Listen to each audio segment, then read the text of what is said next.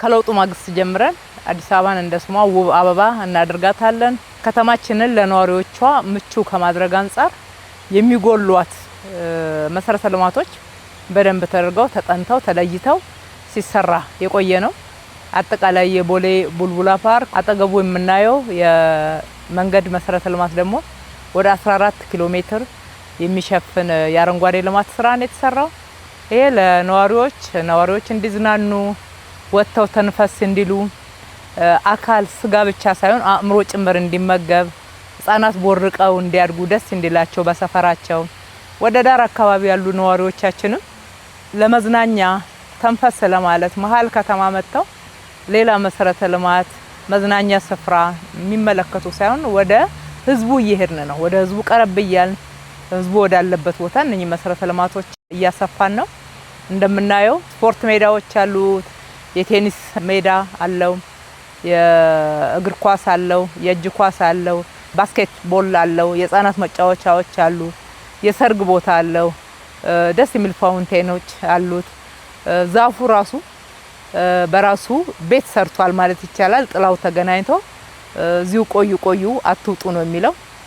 ስለዚህ የከተማችን ነዋሪዎች እንኳን ደስ ያላችሁ ማለት እወዳለሁ። በአካባቢያችሁ ላይ እንደዚህ አይነት መሰረተ ልማት ለማግኘት ብዙ ዘመን ስትጠይቁ ነበረ።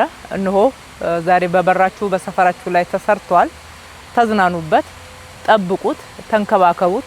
ወጣቶች መተው አልባሌ ቦታ ከመዋል እዚህ ቦታ ላይ መተው አካላቸውን አእምሯቸውን ማዳበር ይችላሉ፣ ማንበብ ይችላሉ፣ ስፖርት መጫወት ይችላሉ። በመረጡት የስፖርት ዘርፍ ህፃናት መተው እዚህ ጋር በርካታ የጨዋታ አይነቶች እንደ እድሜያቸው ያገኛሉ።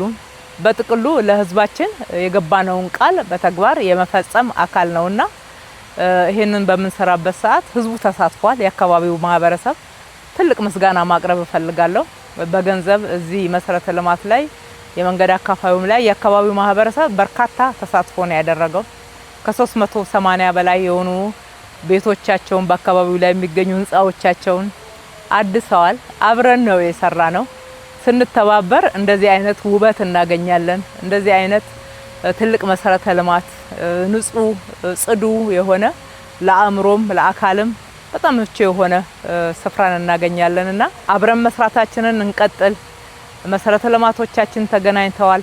ከዚህ በፊት ክቡር ጠቅላይ ሚኒስትራችን ሁሉ ጊዜ ሲነግሩንና ሲያሳስቡን የነበረው መሰረተ ልማቶቻችንን የማገናኘት ዶቶችን ማገናኘት ብለው የሚሰጡንን የስራ አቅጣጫ በደንብ የተገበርንበት አካባቢ ነው። ከአቃቂ ኮየፈጭ አካባቢ ከቱሉ ዲምቱ ከዋናው የቀለበት መንገድ ጋራ እስከ ቦሌ ካርጎ ከዛ ደግሞ ከቦሌ አየር መንገድ እንግዶችን የምንቀበልበት ትልቁ መንገዳችን ጋራ ያገናኘንበት ነው። እንግዲህ ይቀጥላል። መስራት እንደምንችል አይተናል። ይሄ ትልቅ የሞራል ስንቅ ይሆነናል። ከዚህ በላይ መስራት ደግሞ ይገባናልም እንችላለንም። ዋናው ተባብረን መስራት ነው። የክፍለ ከተማ አመራሮችም ትልቅ ምስጋና ይገባቸዋል። ይሄንን በማስተባበር ውስጥ ትልቅ ስራ ሰርተዋል። አመራሮች ሁሉ ወርደን ከህዝቡ ጋራ ተቀራርበን ህዝቡን አሳምነን አብረን ስንሰራ እጅግ በጣም ትልቅ ፋይዳ ያለው መሰረተ ልማት እናገኛለን። እንበርታ፣ እንቀጥል። ጅምር ነው፣ አላለቀም። እናስፋውላለሁኝ። እጅግ አድርጌ አመሰግናለሁ።